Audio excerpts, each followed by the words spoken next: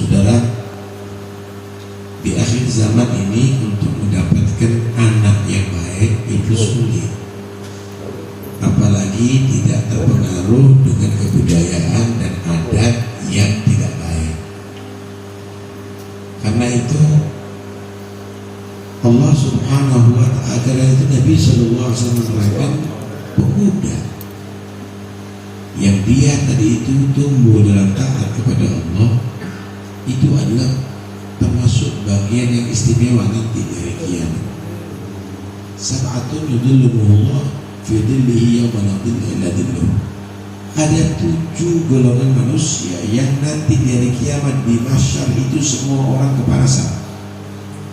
Semua orang kena sengat matahari yang jaraknya cuma 1 mil. Padahal sekarang matahari dengan kita aja kita nggak kuat panasnya.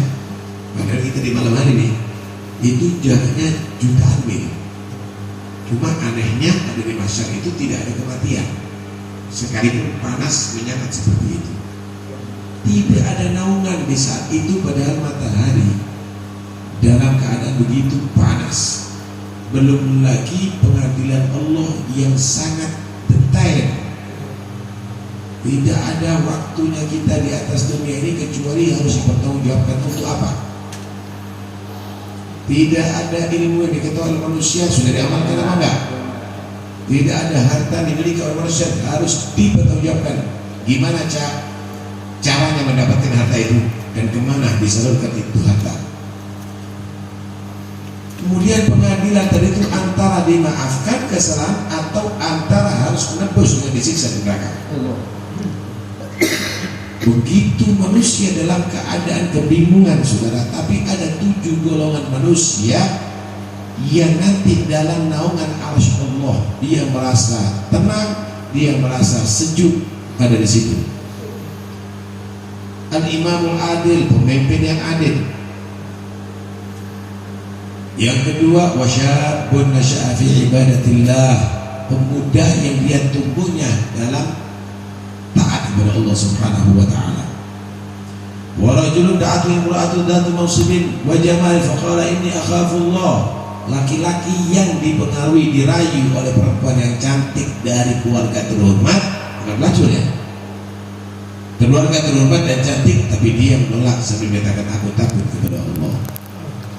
Wa rajulani tahabba fillah istama'a alaih wa tafarraqa alaih, 2 manusia yang dia mau kumpul karena dasar cinta kepada Allah, berpisah karena dasar cinta kepada Allah.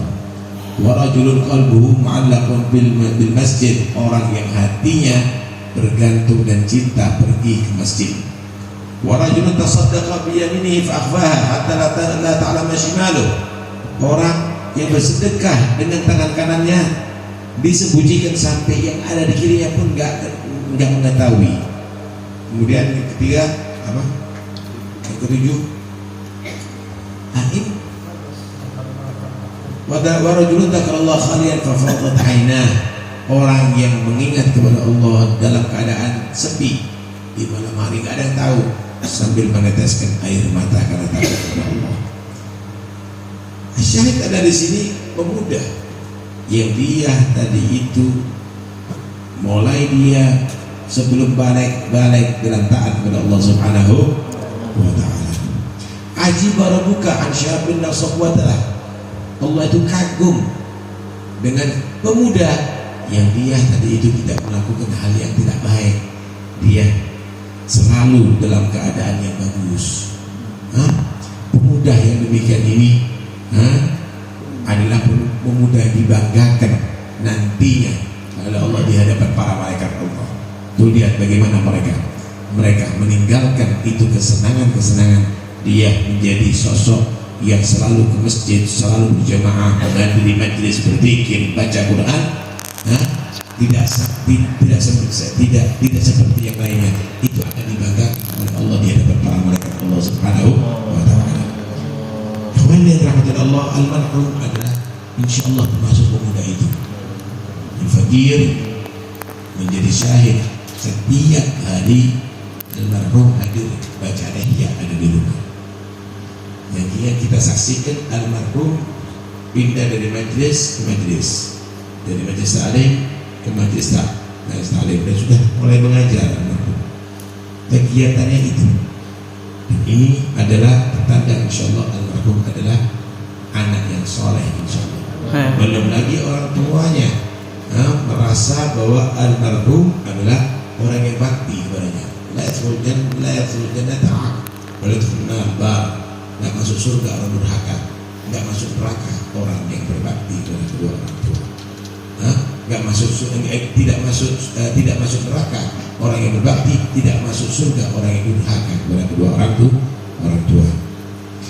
Apalagi meninggal dalam keadaan diridhai oleh ayah dan ibunya. Ridallahu fi ridal walidain, ya. Teman-temannya menjadi saksi bahwa almarhum adalah orang yang baik. Tetangganya menjadi saksi bahwa almarhum jadi orang yang baik.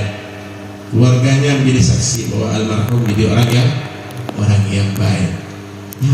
Kalau sudah demikian, apalagi yang kita sedihkan, mereka orang yang telah mendahului kita, tapi dalam rahmat Allah menuju ke surga Allah Subhanahu wa ta'ala. Memang berpisah itu berat, tapi kalau berpisah ke rahmat Allah, berpisah karena menuju surga Allah, sekalipun berat, pasti harus diridhokan semua.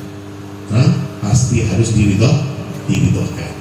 Nah, kecuali kalau anak ini narkoba, anak ini minum minuman keras, anak ini berzina, tapi anak ini anak yang soleh, maka tidak ada jalan lain kecuali kita ikhlaskan, karena dia dalam liputan rahmat Allah Subhanahu wa ta'ala.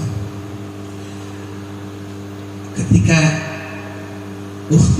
ada ukhti namanya Lulu, umur 10 tahun meninggal dunia. Di situ terpukul walidah, ibu anak terpukul, jadi sering menangis gitu. Abah sudah yang menasihati, ridhokan mereka. Kemudian akhirnya satu saat mimpi ngajari ngaji kepada ukhti dulu ini, Umi ini, ya. Karena memang satu keluarga ini bisa ngaji tidak di tangan TPQ, belum ada TPQ gitu, di tangan Umi sendiri. Jadi yang besar sampai Al-Faqih. Seperti ngajar ngaji. Waktu diajar ngaji yang dibaca ayat, ya ayyatuhan nafsul mutmainnah irji'i ila rabbiki radiyatan mardiyah fadkhuli fi ibadi wadkhuli jannati. Wahai orang yang punya jiwa yang tenang, kembalilah kepada Tuhanmu dalam keadaan kamu ridho dan mendapatkan ridho dari Tuhanmu. Masuklah kamu dalam golongan hamba-hamba pilihanku, masuklah kepada surgaku. Pagi diceritakan oleh Umi ini kepada Abah, anak mimpi begini nangis. Anak itu sudah senang, tapi gara-gara kau berat, anaknya kamu sekarang tadi itu dia dalam hidup juga merasa sedih. Karena itu ridhokan, ikhlaskan. Anaknya kamu sudah dalam kenikmatan Allah Subhanahu. Mulai saat itu nak ridhokan, anak ikhlaskan. Yang penting anakku bahagia ada di alam sana. Nah, begitulah yang harus disikapi, ya, walaupun berat hati, tapi jangan mengucapkan kecuali diridhoi oleh Allah. Inna lillahi wa inna ilaihi raji'un. Sebagaimana yang dialami oleh Nabi SAW ketika putranya Ibrahim meninggal dunia, ya. Nabi SAW saat itu sedih. Kemudian Nabi meneteskan air mata. Saat itu ada yang menegur, ya Rasulullah, apa ini? Apa ini tetesan air mata? Apa karena memang gak rela anaknya meninggal?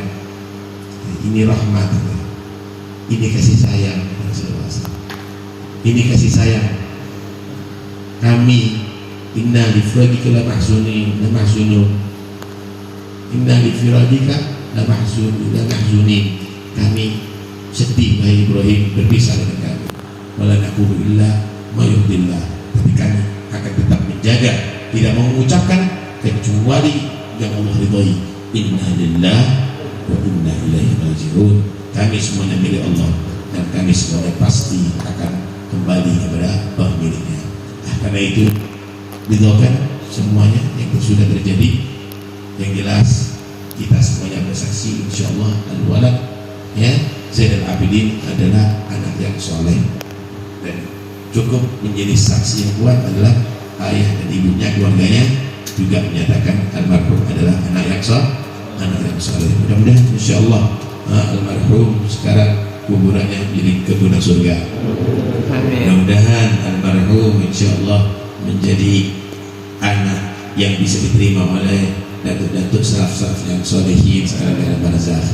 Mudah-mudahan insyaallah almarhum akan mempersiapkan keluarganya, orang tuanya untuk dalam nikmat Allah setelah meninggalkan dunia.